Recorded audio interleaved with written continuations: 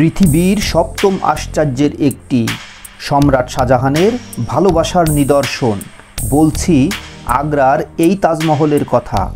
আসসালামু আলাইকুম ভিউয়ার্স, স্বাগত জানাচ্ছি আপনাকে তাজমহলের এই ভিডিওতে। আজ আমি আপনাকে তাজমহলটি ঘুরে দেখাবো এবং এর ইতিহাসে বেদনাসিক্ত মর্মান্তিক হৃদয় কাঁপানো কিছু অজানা তথ্য আপনার সঙ্গে আজ শেয়ার করব। তাই সম্পূর্ণ ভিডিও জুড়ে সঙ্গে থাকার জন্য অনুরোধ করছি।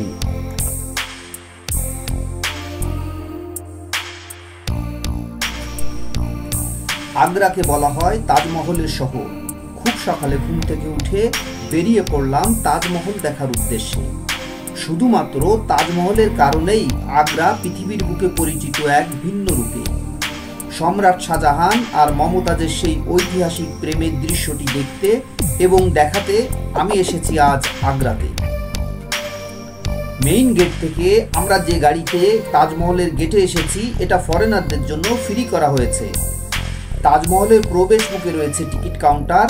টিকিটের মূল্য ভারতীয় নাগরিক 50 টাকা, সার্কভুক্ত দেশ 540 টাকা এবং অন্যান্য দেশ 1100 টাকা এবং 15 বছরের নিচে বাচ্চার এন্ট্রি ফ্রি। টিকিট কাউন্টার থেকে টিকিট করে তাজমহলের নির্ধারিত গেট দিয়ে আমরা ধীরে ধীরে মায়াবীভাবে ভিতরে এন্ট্রি করছি। গেট দিয়ে এন্ট্রি করার সঙ্গে সঙ্গেই আপনি তাজমহলটি দেখতে পাবেন না, কিন্তু প্রবেশদ্বারের স্থাপনাগুলো আপনাকে মুগ্ধ করবেই। শুরুতে মনে হবে তাজমহল নয়, আপনি কোনো রাজমহলে এন্ট্রি করেছেন। আসলে যে স্থাপনাগুলো আপনি দেখতে পাচ্ছেন, এগুলো তাজমহলকে কেন্দ্র করেই তৈরি করা হয়েছে। প্রহরী, রক্ষী, তাজমহলের রক্ষণাবেক্ষণের দায়িত্বে যারা থাকবেন তাদের জন্য এই স্থাপনাগুলো তৈরি করা হয়েছিল। একটু এগোলেই দেখতে পাবেন বিশাল এক গেট। নান্দনিক ডিজাইনের এই গেটটি দেখে আপনার কাছে মনে হবে এটি কোনো রাজপ্রাসাদ। নান্দনিক এই গেটটি তৈরি করা হয়েছে লাল মার্বেল পাথর দিয়ে। গেটটির নকশা এবং ধরন মুঘল সাম্রাজ্যের কথা মনে করিয়ে দেয়। গেটের দেয়াল এবং কারুকার্য এতই সুন্দর, শত বছর পরে এসেও মনে হয় আজও নতুন।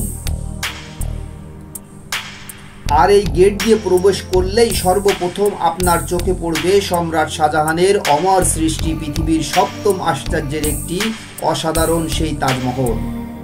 এই তাজমহলের দেখার অনুভূতি আমি আমার ভিডিওর মাধ্যমে প্রকাশ করতে অক্ষম। ছোটবেলা থেকে যা ছবি পোস্টারে দেখেছি, আজ তা সরাসরি দেখছি এবং আপনাকে দেখাচ্ছি। আপনি এখানে আসলেই বুঝতে পারবেন যে তাজমহলটা কতটাই সুন্দর।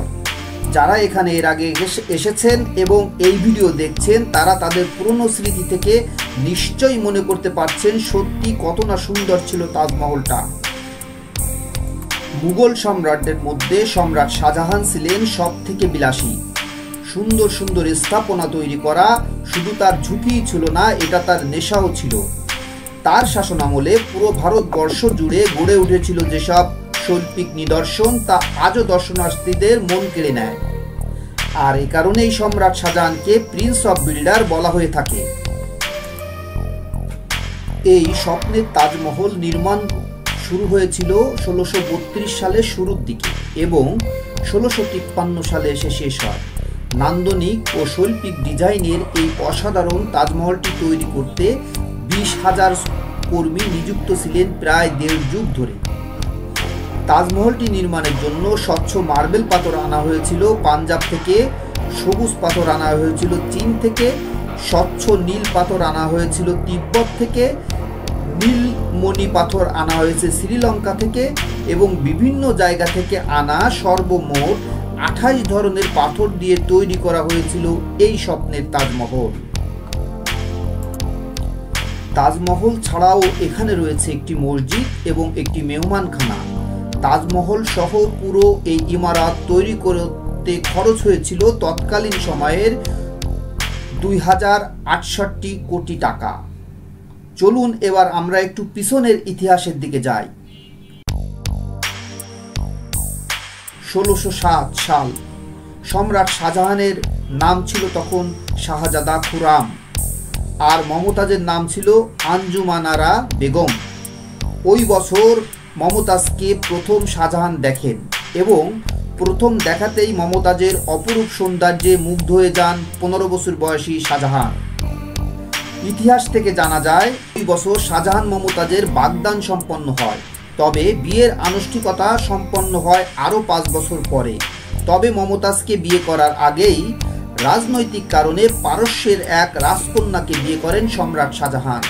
সম্রাট শাহজাহানের পিতা জাহাঙ্গীরের স্ত্রী নূরজাহান ছিলেন মমতাজের ফুফু। নূরজাহানের ভাই আব্দুল হাসান আসাদ খানের মেয়ে মমতাজ। বিয়ের পরে শাহজাহান আঞ্জুমারা বেগমকে ভালোবেসে নাম দেন মমতাজ। শাহজাহান মমতাজের দাম্পত্য জীবন স্থায়ী হয় 19 বছর। এই 19 বছরে মমতাজের কোল জুড়ে আসে 14টি সন্তান। মমতাজের মৃত্যু হয় 14 নম্বর সন্তান প্রসব করার সময় অতিরিক্ত রক্তক্ষরণের কারণে। আমরা এখন তাজমহলের ভিতরে এন্ট্রি করব।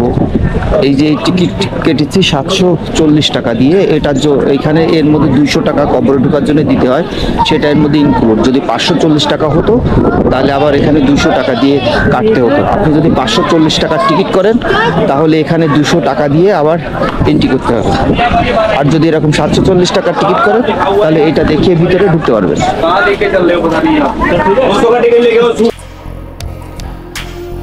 তাজমহলের ভিতরে ঢোকার অনুমতি থাকলেও ছবি তোলার অনুমতি নাই, তাই লুকিয়ে লুকিয়ে যতটুকু ভিডিও করতে পেরেছি ততটুকুই আপনাকে দেখাচ্ছি এবং বাকিটা মৌখিকভাবে শেয়ার করছি। ঢোকার শুরুতে আপনি 2টা কবর দেখতে পাবেন, বাম দিকেরটা শাহজাহানের কবর এবং ডান দিকেরটা মমতাজের কবর। এই কবর এখানে ডামি হিসেবে বানানো হয়েছে, আসল কবর বিল্ডিং এর নিচতলায়, যেখানে ঢোকার কোনো অনুমতি নাই। স্থানীয় গাইড যেটা জানিয়েছেন, উপরের কক্ষ যতটা সুন্দর নিচের কক্ষ তার থেকে আরো বেশি সুন্দর। নিচের কক্ষ নদী থেকে পানি ও বাতাস আসার সুব্যবস্থা রয়েছে, যার কারণে পুরো তাজমহলটাই শীতল থাকে সব সময়। 1631 সালে মমতাজের মৃত্যু হয়। মমতাজের এই মৃত্যুর পরবর্তী বছর থেকেই সম্রাট শাহজাহান শুরু করেন এই তাজমহল নির্মাণের কাজ। ভূমিকম্প সহনশীল এই অসাধারণ নান্দনিক ডিজাইনে তাজমহলটি ডিজাইন করেছিলেন ওস্তাদ আহমেদ লাহোরি। এই তাজমহলের নির্মাণ কাজ শেষ হওয়ার সঙ্গে সঙ্গেই নির্মম বেদনাদায়ক ঘটনাটি ঘটে।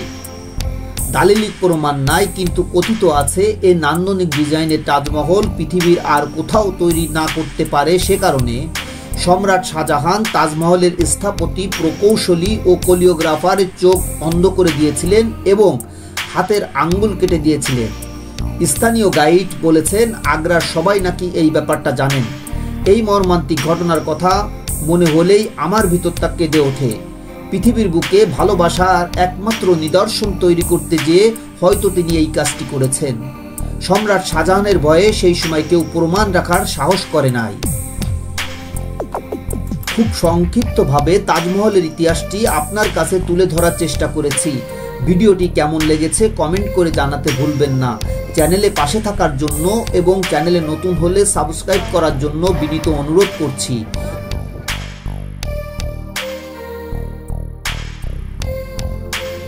পরিশেষে আপনার সুন্দর ও সুস্থ জীবন কামনা করে এখানেই শেষ করছি। আল্লাহ হাফেজ।